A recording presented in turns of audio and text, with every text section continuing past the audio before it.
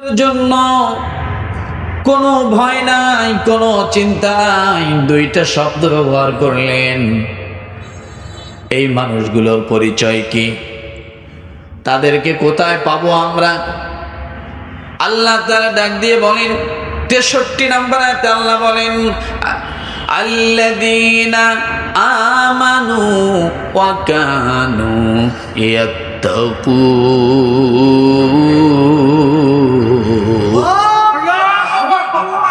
রব্বুল আলামিন ডাক দিয়ে বলেন আল্লাযীনা আমানু, যে ব্যক্তি ঈমান আনবে, জোরে বলেন, কথা বলেন, যে ব্যক্তি ঈমান আনবে ওই ব্যক্তির লা খাউফুন, তার কোনো ভয় নাই, তার কোনো চিন্তা নাই।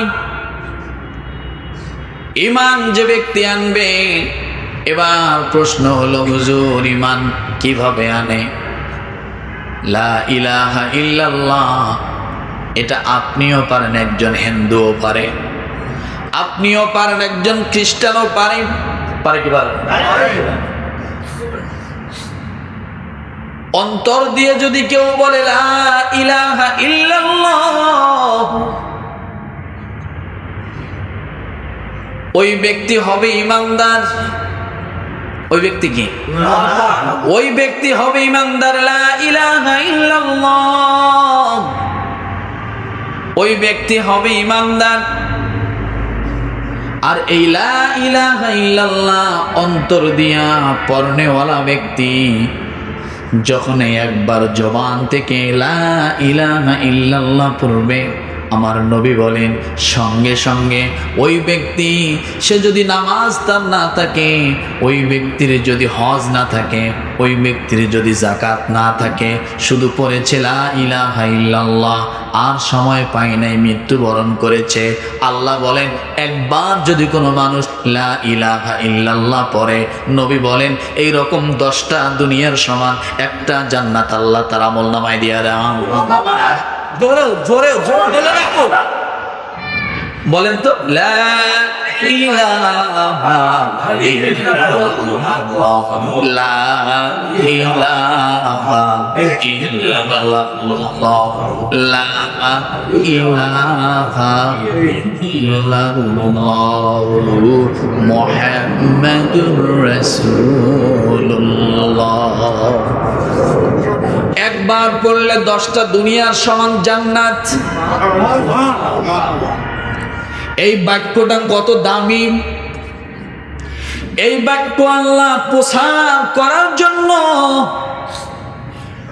সাধারণ মানুষের হাতে আল্লাহ দেননি।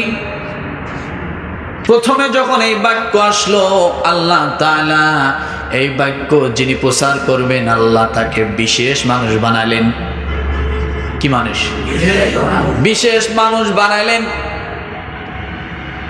তারপরে শুধু বিশেষ মানুষই নয়, আল্লাহ নিজ হাতে বানালেন। আল্লাহ রব্বুল আলামিন বানানোর পরে ওই মানুষটাকে আল্লাহ জান্নাতে ঢুকায় দিলেন। জান্নাতে ঢোকানোর পরে একটা ইট যেমন বাহিরে তৈরি হয়, আর ওই ইটের খামিরটাকে ইট বানানোর জন্য যেমন ইট ভাটার ভিতরে চুলায় দিতে হয়, এরপরে ওই মাটিটা এত শক্তে পরিণত হয়ে যায়, ওই মাটিটা দিয়ে কাউকে যদি, ওই মাটিটা পোড়ানোর পরে কাউকে যদি আঘাত করা হয়, ব্যথা পাবে কিনা? বিল্ডিং করতেছে সেই মাটির ইট দিয়া। রব্বুল আলামিন ডাক দিয়ে বলেন এই মানুষটাকে আমি আল্লাহ নিজে হাতে বানানোর পরে জান্নাতের ভিতরে ঢুকায় দিয়া জান্নাতি সুলভাচরণ গুলো আমি আল্লাহ তার ভিতরে দিয়ে দিলাম।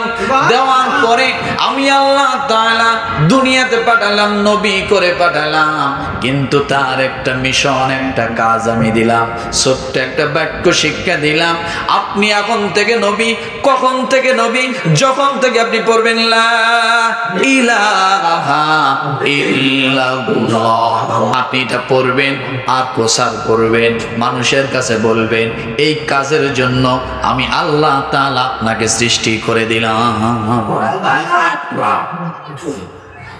এই লা ইলাহা ইল্লাল্লাহ আপনি একটু গভীর খেয়াল করেন। এইটা প্রচারের জন্য আল্লাহ 1,00,000 প্রায় 25,000 পয়গাম্বরের মতো সৃষ্টি করেছেন, তৈরি করেছেন। তাদের কাজ ছিল একটা, লা ইলাহা ইল্লাল্লাহ মানুষের কাছে কাছে পৌঁছানো। এই বাক্যটা যতদিন পর্যন্ত দুনিয়ার জমিনে কোন একজন মানুষ গ্রহণ করে নিবে, লা ইলাহা ইল্লাল্লাহ, 1,00,000 নবী যত নেকামল করেছে এই দাওয়াতের কাজ করতে যায়, আমার আল্লাহ তাআলা আখিরি নবীর উম্মত যদি একবার পড়ে লা ইলাহা ইল্লাল্লাহ, আল্লাহ খুশি হইয়া ওই 1,00,000 নবীর মিশনের সব তাদের আমল নামায় আল্লাহ দিয়া দেন। এটার নাম হলো ঈমান। দিলে যেটা বলে সেটার নাম ঈমান, জবানে যেটা বলে সেটার নাম আমল। জবান দিয়ে যদি পড়েন লা ইলাহা ইল্লাল্লাহ, লা ইলাহা ইল্লাল্লাহ, এটার নাম কি? আমল। জোরে বলতে হবে, এটার নাম আমল। আর দিল থেকে যদি আপনি পড়েন লা ইলাহা ইল্লাল্লাহ, এটার নাম কি? এটার নাম হলো ঈমান। তাহলে আমল কোনটা? একটু জবান খোলেন। ঠোঁটে তালা মারছেন কেন? জবান দিয়ে বলার না, দিল দিয়ে বলার না। এই কালেমা যতদিন দুনিয়ায় থাকবে সূর্য টিকিয়ে রাখবেন। এই কালেমাকে ধরে চন্দ্র টিকিয়ে আছে। কাকে ধরে? এই কালেমাকে ধরে চন্দ্র টিকিয়ে আছে, এই কালেমাকে ধরে সূর্য টিকিয়ে আছে, এই কালেমাকে ধরে সাত আসমান জমিন টিকিয়ে আছে। বলবেন হুজুর এটা কোথায় আছে? আল্লাহ সূরা ইয়াসিনের মধ্যে বলেন, লাশ-শামসু ইয়ানবাগি লাহা আন তুদরিকাল কমার ওয়ালাল লাইলু সাবিকুন নাহার ওয়া কুল্লুন ফি ফালাকি ইয়াসবাহুন। আল্লাহ বলেন, সঠিক জ্ঞানী হইবে যাহারা, আপন মনে বুঝিবে তাহারা। রাত্র পারে না আগে যাইবা, দিনের স্থান করিতে অধিকার। সূর্য বাদে না চন্দ্রের গায়েতে, চন্দ্র পারে না সূর্যকে ধরিতে। যার যে স্থান বহাল রাখিয়া ভ্রমণ করিতেছে কালেমাকে ধরিয়া, অর্থাৎ আল্লাহকে ধরিয়া। কাকে বলে? এটাই তো লা ইলাহা ইল্লাল্লাহ। লা ইলাহা ইল্লাল্লাহ যিনি, আল্লাহ তিনি। বুঝতে পারছি?